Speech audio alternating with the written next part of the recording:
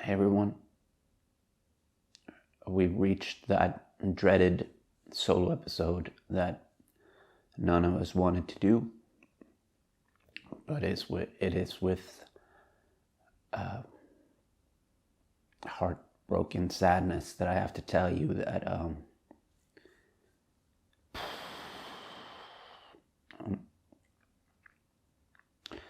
Joseph passed this morning, and I'm just gonna let the camera roll here, and if I cry, I cry, because I'm sorry. I should probably start this over. I'm guessing Joseph is already sitting on a cloud laughing at me for not getting through this. Joseph passed this morning at 7:45. It's October 13th, 2022. His family, Anne-Marie, Kevin, and Larry, was around him. He was in a lot of pain, couldn't breathe properly. They held his hand and they told him, even though he was out of it, that it's okay to go, Joey. We understand. And the doctors told them that he probably heard that and he probably let go.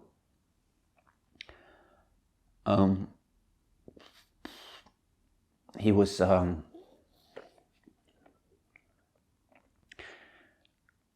diagnosed last summer in June, and it had already metastasized to other parts of his body, so it probably was in his system for a lot longer.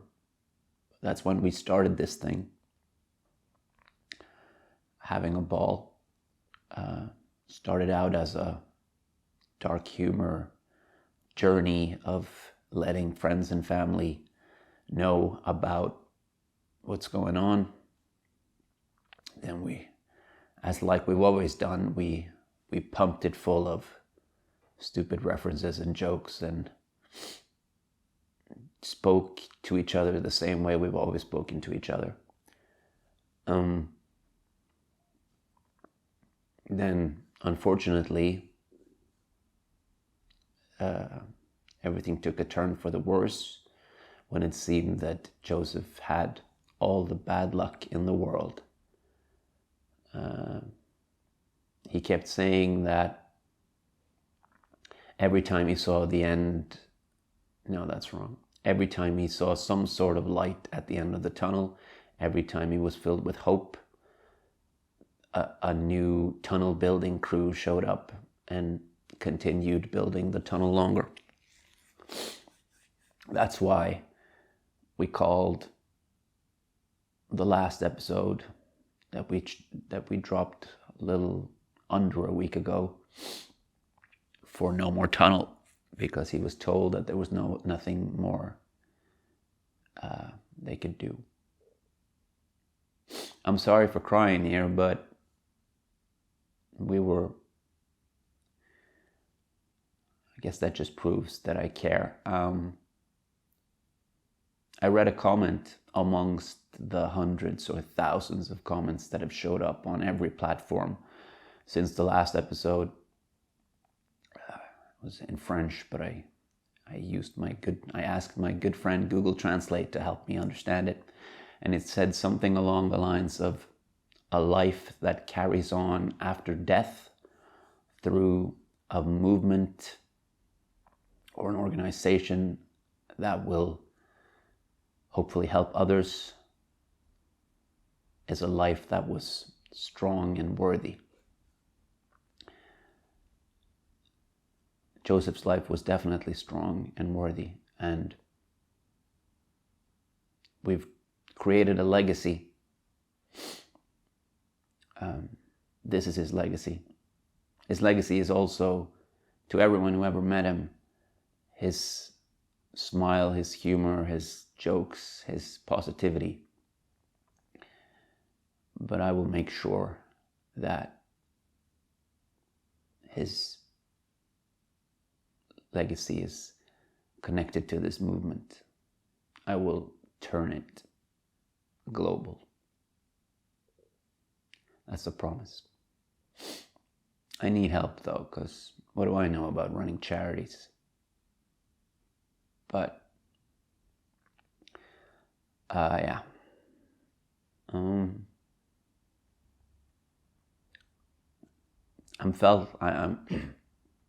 filled with a sense of emptiness today, even though I've been preparing for this day, and I know you do as well. I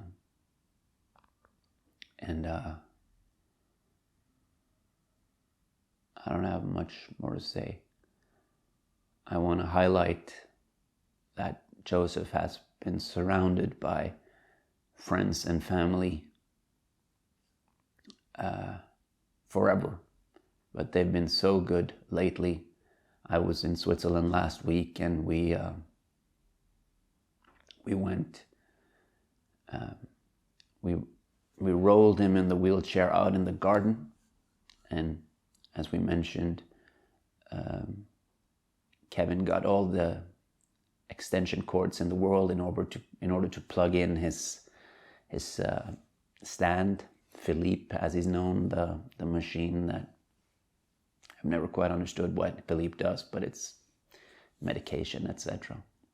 And we sat in the sun for hours, and that garden party turned into days, and so many of his friends showed up and spent time. And I spoke to Anne-Marie, Larry, and Kevin this morning when they told me, and Kevin is Joseph's brother, for those who don't know. Kevin mentioned that a friend of him had told him that his Joseph's bucket list wasn't completed, but he got to do the top thing, the number one thing, which was sitting in the garden with his friends, drinking a beer. Well, Joseph didn't drink a beer, but the other ones had a beer. And those were magical times. And we got to record an episode that apparently made all of you cry. That wasn't our intention, but when you speak about life and death, then and that's what happens. And I can't even begin to tell you how much pain he's been in the last year or so. He's put on a brave face for the podcast. That's not to say he's faked it. He has always been positive, but there have been dark times, and he's been through 8 billion tests and attempts at treating this thing. Last week he said that he really wanted to make a short film with starring himself and starring himself as the cancer in a sort of mediation process. And I offered to write it for him.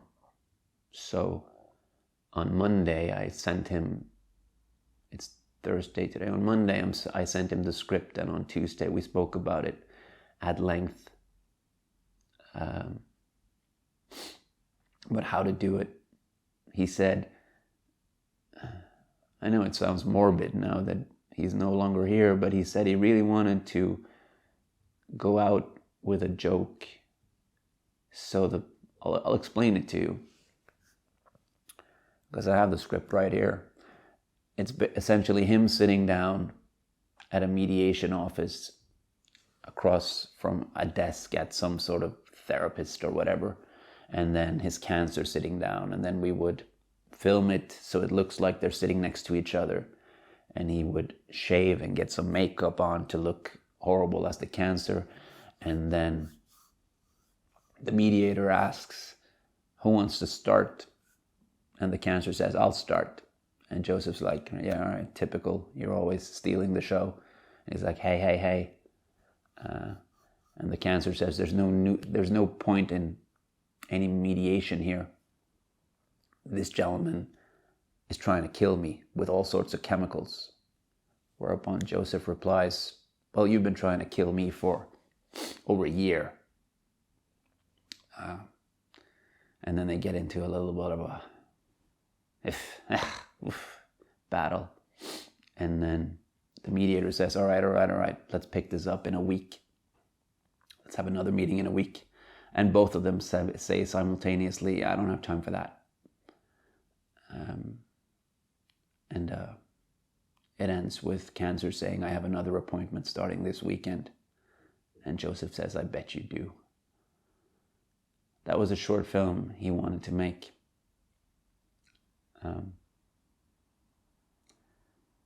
This went quicker than we anticipated, even though he was given the terminal news. But I'm so glad that he's no longer in pain. I got to be there and hold his hand and hug him and stroke his arm when he cried and said that it's unbearable. And there's nothing more heartbreaking than watching your loved one being in pain and not being able to help. And Anne-Marie and Larry and Kevin was there constantly. And he kept apologizing for leaving. He said, I'm sorry for leaving. And obviously that's not something he should apologize for.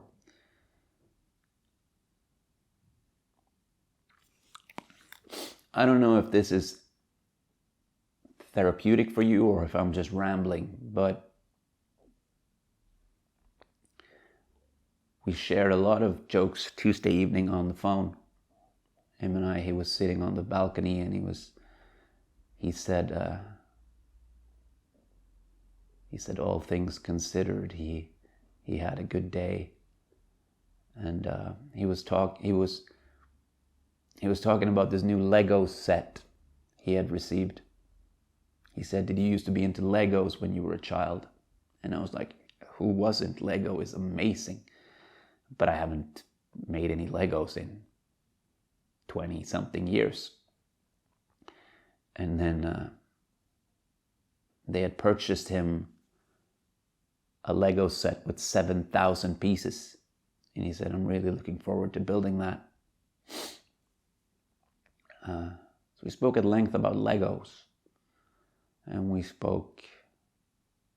obviously quoted a bunch of random quotes from random movies. And he said, I'll call you back tomorrow at the same time if you don't mind. And I was like, if I don't mind, what are you, crazy? Of course, I'll drop everything. He didn't call, but because he was in a lot of pain. But the last thing he said to me was, I think I'm gonna have to leave you now. I'm quite tired. I'm like, I love you, buddy. All right, so we're gonna wrap this up. I have a lot of footage, a lot of stuff that I want to share with you over the coming days, weeks, months, etc. But right now I have to gather. I have to take some time to mourn my friend. But believe you me, as I've mentioned many times before, having a ball will be a global phenomenon. I told him last fall when I first started having the ideas that this should be a charity and a foundation and everything. I said, that's going to happen. And I think he was having a bad day because he was pessimistic that day. And he said, I know you'll pull that off, Andreas. And when you do, I will not have died in vain. Which means I will not have died for nothing. That was at that point the hardest thing I think I've ever heard. And today it's more poignant than ever. It's filled me with an enormous sense of determination and motivation to pull this off.